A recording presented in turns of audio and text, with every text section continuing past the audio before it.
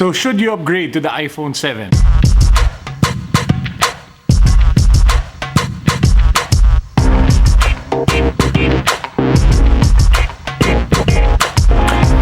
So should you upgrade to the iPhone 7 or 7 Plus if you're coming from the iPhone 6s or the iPhone 6? The quick answer, no.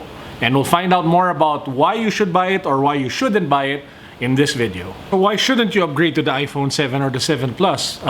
Frankly speaking, because there are only a few key changes that make it acceptable for casual or everyday users to upgrade, especially if you already have an iPhone 6 or a 6 Plus. What are the key changes that you're going to see? Number one, if you get the 7 Plus, it's the dual camera setup at the back. Now, the dual camera gives you a lot of good things, but the most impressive thing about it is the portrait mode that came with iOS 10.1. With portrait mode, you can actually shift the focus using the software so that you're able to blur the background or blur the foreground of your subject. Now, this is definitely a very exciting feature to use, and it's something that we've been using a lot. Apart from portrait mode, the dual camera setup of the iPhone 7 Plus also allows you to be able to do better zoom. So all you have to do is to tap on the button on the UI, and then it instantly zooms closer to the subject. It doesn't over pixelate if you do the digital zoom because of the optical zoom that's found on the second lens. So that's definitely something interesting that you might want to play around with once you get the iPhone 7 Plus. Apart from the optical zoom and the portrait mode, you can also start shooting in manual with the iPhone 7 Plus. But again, you have to download a separate photography or camera app for it, because for some strange reason, the default camera app of the iPhone 7 and the iPhone 7 Plus won't allow you to shoot manual.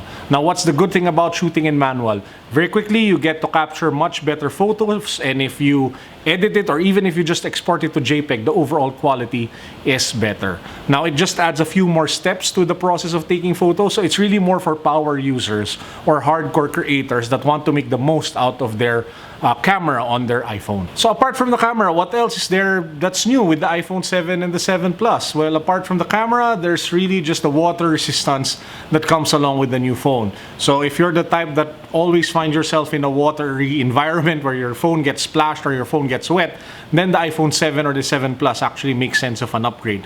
But then again, if you think about it, is that feature alone key enough for you to be able to switch phones from your 6 or your 6S? That's a very expensive price to pay just to get water resistance. You can easily get a case that will make your phone waterproof or water resistant. There's LifeProof, there's Catalyst, and there are several other cases in the market. So that shouldn't be the main reason alone on why you should upgrade or transfer over to a 7 or a 7 Plus. Other notable changes and upgrades. There's a slight improvement in battery life. From my usage, it's anywhere better by 30 minutes to around 1 hour and a half, depending on what are the radios that you have on your iPhone 7 or 7 Plus. There's also a significant spec bump, so you won't see any more lags with your applications, even if you upgraded to iOS 10.1. I know that's a current problem that some users of the iPhone 6 are experiencing right now, so you get rid of that with the iPhone 7. But again, those are little things that you nitpick, and the question you should always ask yourself is, are those features, the ones that I just mentioned, enough to be able to warrant you to upgrade? Now, if you ask me, the overall conclusion is this. If you're up for retention, wherein you can just get a new phone by renewing your contract, then by all means go for the iPhone 7 Plus. Actually, I'd even recommend you to go for the 7 Plus than the 7. At least you have the dual camera setup. Unlike the 7, just has the usual camera.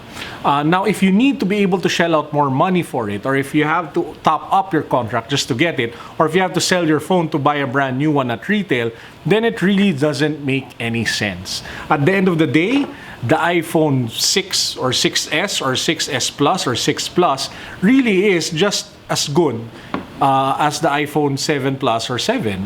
The changes with the camera, the changes with the specs, the changes with the water resistance, in my opinion, aren't enough to be able to warrant a straight-out upgrade. Let's say if you want to get better at photography, here's one thing that you should do. Instead of buying a new phone, take a photography 101 class. Your pictures will get much better than just buying another fancy camera. So the question now is, when should you actually upgrade to an iPhone 7 or 7 Plus? Now, apart from being the retention that we just talked about now, if you happen to be on the iPhone 5 or 5S, then the difference is very big. It's much faster, the screen is bigger, the photos are much better. The overall experience is just great versus the 5 and the 5S. So that one, if you're stuck with that phone, we highly recommend that you guys make the jump. Now, what's another case scenario wherein you should upgrade? If you're sick and tired of Android, and if you want to try iOS, if you want to try the iPhone, then might as well go for the best iPhone experience there, which is obviously the iPhone 7 and the iPhone 7 Plus. Again, between the two, I'm actually leaning towards more recommending the 7 Plus because it has more features with the dual camera setup at the back. And with that, that's actually today's episode of the vlog. Thanks for watching. See you again next time. Please do subscribe, like, comment, and share down below. If you agree, disagree, or whatever it is that you guys think, I'll just love reading your comments. Peace!